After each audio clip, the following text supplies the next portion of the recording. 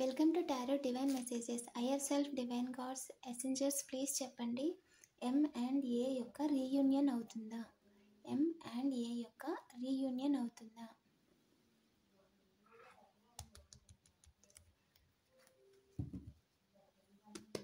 Please చెప్పండి Angel, M and ఏ యొక్క reunion అవుతుందా?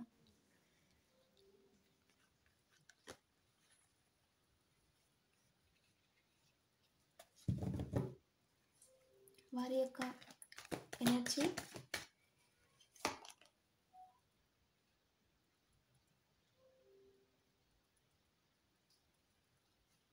వారి యొక్క నియర్ ఫ్యూచర్, వారిద్దరి యొక్క ఫ్యూచర్,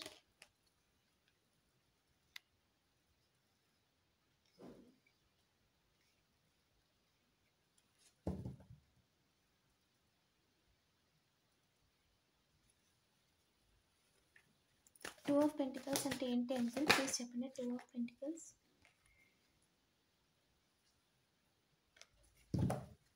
అండ్ పెమిలా కొలమన్ యొక్క స్పిరిట్ యొక్క ఏంజల్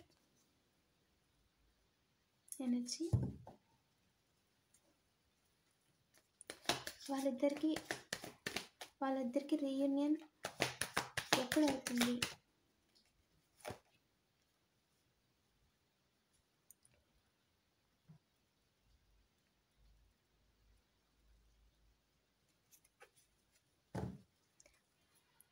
టెన్ ఆఫ్ కప్స్కి రీజన్ ఏంటి?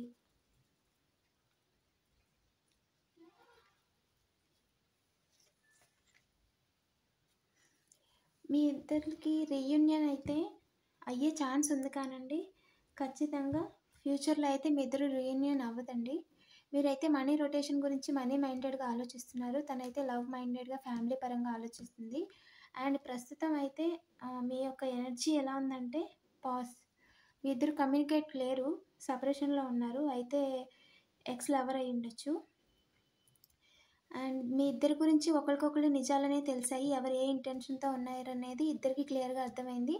అయితే మీ గురించి ఆ అమ్మాయికి తెలిసి ఉండాలి, లేదా అమ్మాయి యొక్క ఇంటెన్షన్స్ ఏమిటని మీ గురించి మీకు తెలిసి ఉండాలి. అయితే మీరు మీ ఇద్దరి ఇంటెన్షన్స్ అనేది ప్యూర్గా ఉండుంటే మీకు మ్యారేజ్ అయ్యే ఛాన్స్ చాలా ఉందండి.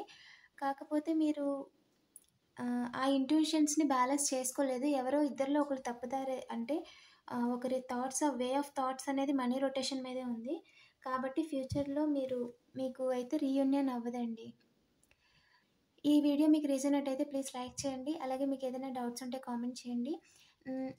ఇలాంటి ఏంజల్ మెసేజ్ కోసం గైడెన్స్ కోసం తప్పకుండా నా ఛానల్ని సబ్స్క్రైబ్ చేసుకోండి. Thank you for watching.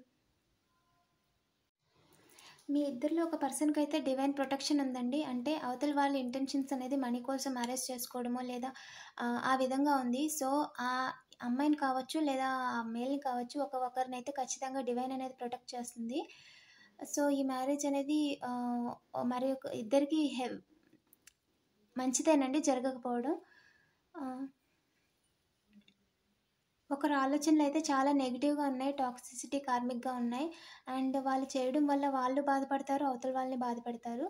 So ఫ్యూచర్లో అయితే మీ ఇద్దరికి రీయూనియన్ అవ్వదండి.